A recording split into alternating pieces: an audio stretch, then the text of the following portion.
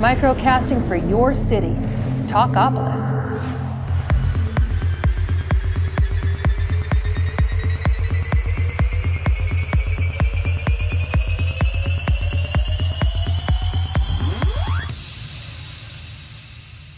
Happy Wednesday, September 5th, and it is truly a happy day. We actually, at the end of the show, have a list of the happiest, most uplifting songs ever recorded, so please stick with us till that if you feel like being happy. If not, the stories today are pretty happy as well, so I think you should be good. If you don't feel like being happy, then just turn this off and just go listen to your sad record collection in your room. But let's get started. So the CMA nominations were announced today, the Country Music Award nominations, and it's always a big deal. I think a lot of times people discredit music award shows. I personally like music award shows. They don't always mean that it's the greatest musical act out there, but it's nice to give recognition to some people, and I'm especially excited. And Eric Church should be as well because he is leading the nominations with 5. His album Chief is nominated for Best Album. He's also nominated for Entertainer of the Year. He's nominated for Male Vocalist. He's also nominated for songwriting for his song Springsteen, so that's really exciting. Also in the nominations, you've got Taylor Swift is the only girl in the Entertainer of the Year, so she is, representing, I guess, the females in there. We've also got Brad Paisley, Jason Aldean, Blake Shelton, Kenny Chesney. So, she's just kind of on her own, but that's T Swift. That's just how she does. Also, in a lovely change of events, Snoop Dogg has also been nominated because every year there's a musical event of the year, which I think is the CMA way of saying all these people got together, and so it was an event and a party. But so one of the things that it goes to is just different collaborations, and so there's a few different ones, but the most notable would be Roll Me Up and Smoke Me When I Die, which was Willie Nelson's collaboration they did with Snoop Dogg, Chris Christopherson, and Jamie Johnson. So even if that one doesn't win, I think it'd be nice to have like a little performance. Might kick the CMAs, into high gear. But no matter what, Eric Church should be really excited. All the nominees should be excited. I also found it kind of interesting that Kelly Clarkson was nominated for Female Vocalist. I mean, Kelly honestly could sing the phone book and I would be behind it. I never really knew if she was country. She's done some country sounding stuff. She definitely did Don't You Want to Stay with Jason Aldean, but I guess she's just kind of crossing over, maybe, as much of a dirty word as that can be in the music industry. Maybe that's going to be a good thing. So you never know. But in other country news, Kelly Pickler actually shaved her head in support of one of her friends that got cancer. And Kelly Pickler, she is just gorgeous. I think she's always been gorgeous. And of course, even with her head shaved, she's beautiful. But it was just something that she did. She tweeted that it was just a life-changing day for her. And she said, cancer doesn't discriminate, really to just bring awareness. So she's really, I think, using her fame and publicity to kind of bring awareness in a good sort of way. I think, celebrities can do telethons and we can do all sorts of things. But even the everyday person, you can do so much for cancer, for all sorts of research. But I just think it's a really cool idea. And of course, it's just really sweet and really supportive. So way to go, Kelly. And of course, seriously, she's still beautiful with no hair. So, I mean, come on. She's got it going on. If you ever wanted to own the dryer that once warmed Axl Rose's t-shirts with no sleeves, you now can, because Guns N' Roses have decided they're going to take a bunch of their stuff and put it on eBay to sell for the fans. I don't know if this is a new thing. I mean, I am definitely a fangirl through and through. There are a lot of bands that I might buy weird things for. A dryer just doesn't really do it for me. I don't know. I don't really find that exciting. I don't really find it that rock and roll. If it was a dryer that was like custom painted, maybe so, or it had flames on it, or, it had flames that came out of it because they used it on the stage. I don't know, just giving you ideas here, Guns N' Roses. But really, not really my thing. But if it is your thing, feel free to bid. It weighs 278 pounds, so the shipping charges might be a little iffy. But the bidding is starting at $99. So I don't know if that's something that you're really excited about. We don't know if it works. So, just consider that. Just please make smart decisions when it comes to bidding on really random band items, because it affects us all. Katy Perry's little brother, his name, he wants to be a pop star as well. I don't really get this. I understand, there's the whole Jessica Simpson, Ashley Simpson. There's a lot of famous siblings. They've kind of gone into the industry, but it just always kind of feels kind of strange. You kind of feel like, should you support them or should you not? Is their music going to be any different? Are they being managed by the same person? But apparently, David Hudson, that's his name, he's 24. He wants to get into music as well. So he is looking at, going towards the musical route. I haven't heard any of his stuff, but apparently it's kind of poppy, so I don't really know there.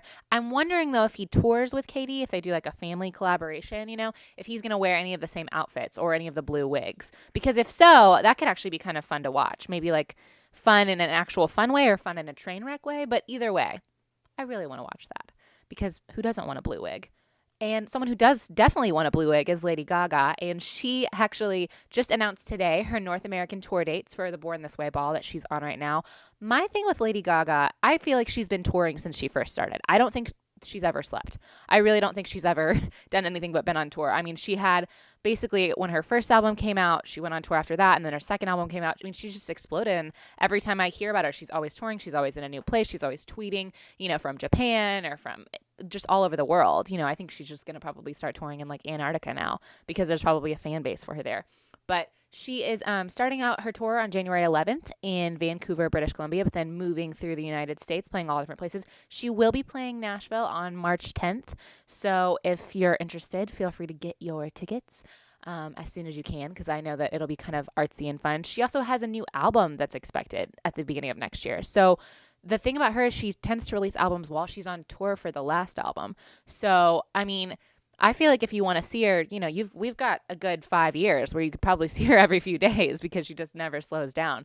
But I'm sure it'll be a spectacle in some way. I always enjoy seeing what crazy outfits she comes up with and, what she's going to do next. So feel free to, tweet at us if you're a big Lady Gaga fan. If you're going to go, and you want to buy me a ticket, I would be perfectly fine with that.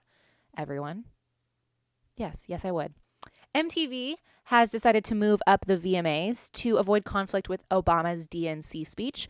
I think that's a little, in a way, it's kind of a new thing. I feel like MTV, kind of has fallen off the map from time to time, year to year. They're not really about music anymore. There's a big debate, whereas they're just all about reality TV and all about whatever. But they still do stuff like the VMAs where we still get moments like Kanye West interrupting Taylor Swift, which, whether you want to think it's like a legendary moment or not, it kind of is. So you never know. But they're moving up in them an hour so that we can all watch Obama's speech. I personally think it would be cooler if they combined them. You know what I mean? Like if we brought Obama to the VMAs, could have like some fireworks behind him, maybe like some auto-tune. I just see a market for that. I don't know. Personally, I just think that would be kind of fun in a way. But, maybe next year. Maybe they'll take my consideration into their thought process next year when they're planning these things. I'm really good at planning. Very good. Lana Del Rey, if you're not familiar with Lana Del Rey, she is kind of an art pop sort of singer. She came out pretty much this last year. She'd been playing before. There's a lot of opinions on her, whether she's good, whether she's bad. She kind of has a really interesting voice, but she's writing a screenplay. So that's something. I always love it when there's news bulletins about a musician or celebrity and they're just doing something that's out of the box, and I kind of feel like, that's just because they get so much press coverage. If I decided to write a screenplay tomorrow, I'm pretty sure there wouldn't be a headline on Entertainment Weekly. I mean, there might be. Give it a few days. But she's writing a screenplay. Apparently, she says that screenwriting is her happy place and she'd like to branch out into film work. So, just kind of expanding her horizon. There's been a lot of people. I mean, yesterday we talked about how Miranda Lambert is producing a show for NBC. So it is kind of cool in a way to see musicians maybe move into the other world. We don't know, what the talent level is. Sometimes people just need to stick to one art. But no matter what, she'll probably have a screenplay out. I'm sure it'll be very avant-garde and it'll have big hair and long nails and she'll just be standing and singing about, I don't know, some cliche that I don't understand yet. But she does have a screenplay. So if you know Lana Del Rey, if you want to get out on that, you should just tweet her, any aspiring screenwriters out there. You could write with her. Could be really exciting. Emily Robinson, who I haven't heard that name in forever. And when I was reading the headlines today, I was like, oh yeah, because I used to be a big Dixie Chicks fan. Still am, but they just aren't putting out as much music. She just had a daughter named Violet Isabel. Cute name. So there's another little chicken in the group. This is her, I want to say fifth child or fourth child. Yes, fifth child. So my thing is, kids of musicians, I feel like eventually they're all going to have musical careers anyway. So we really just need to get this going just because the Dixie Chickens are like chiclets. Like there's so many little names that could come out of that. So, little creative puns. I love a good pun. So anytime that the Dixie Chicks and their children want to put together a super group, I'm fully for it. Just think of like the little kids, their little banjos or like ukuleles and their little, it works for me. It probably doesn't work for anyone else. What does also work for me is the fact that Weezer, one of my favorite bands growing up in middle school, a good band from the 90s, aughts sort of era, they are planning to launch their own summer camp apparently. interesting. Weezer is playing a tour right now called the Memories Tour. So they're going back and playing one of their older albums completely front to back. It's the Blue album. So that's what they're doing while they're touring now. Kind of interesting. I feel like a lot of bands that have been really popular, if their heyday was in the 90s or in the early 2000s, they're coming back now and they're revisiting a lot of that stuff. There's a lot of people that are from the 90s that are making new albums. So I don't know if that's because they really are inspired. I don't know if there's a resurgence from that, or if they just all want to start their own summer camp. But Weezer apparently has a Weezer cruise that you can go on and hang out with the band and play music with them. And they said they'd like to start a summer camp. I don't know if that means they would be your camp counselors and you would go and learn songwriting. I don't know if that means you would just sit around a cabin and listen to Weezer all the time. Not really sure what that would look like, but that could be something that they do. I know Zach Brown Band, they've started kind of their own little summer camp for kids. So could be something along those lines, could be something different. I would love to go. I have a pretty much free summer if there's going to be Weezer camp. I mean, bringing back all my 7th grade memories, fantastic. And finally, as I promised, NME released their list of the 50 most uplifting songs ever. So it's a pretty big list. It's a good list. It's a good list to keep you going. It includes a lot of old and new. So you've got everything from Van Halen's Jump, Electric Light Orchestra's Mr. Blue Sky, to like newer like Fun's We Are Young, Blink-182's All the Small Things, a bunch of good classics. Of course, the Beach Boys' Good Vibrations made it on the list. I was waiting for that when I was scrolling through. Rounding out the top 3, Bruce Springsteen's Born to Run just made it in at number 4, but of course I had to mention it. Number 3 is The Cure's Friday, I'm in Love. Number 2 is Elbow's One Day Like This. And number 1, if you're at wherever you are, you could play a little drum roll, but you should already know it. One of my favorite songs of all time, Here Comes the Sun by the Beatles. Great, great song. So they have a whole list of the 50 most uplifting songs ever. They also have a playlist on Spotify that you can subscribe to so you can get your listen on if you need to have some happier songs and happier days. And, if you think any of those songs maybe weren't that happy, or if there's happier songs you think should have made the list, tweet at us at Talkopolis. Send me an email, kelsey@talkopolis.com. I'd love to hear your suggestions. But be happy today. Go listen to a good song. Maybe read a good book. Maybe drink a cup of tea.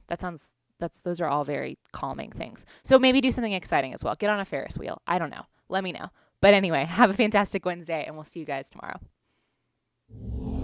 Microcasting for your city. Talkopolis.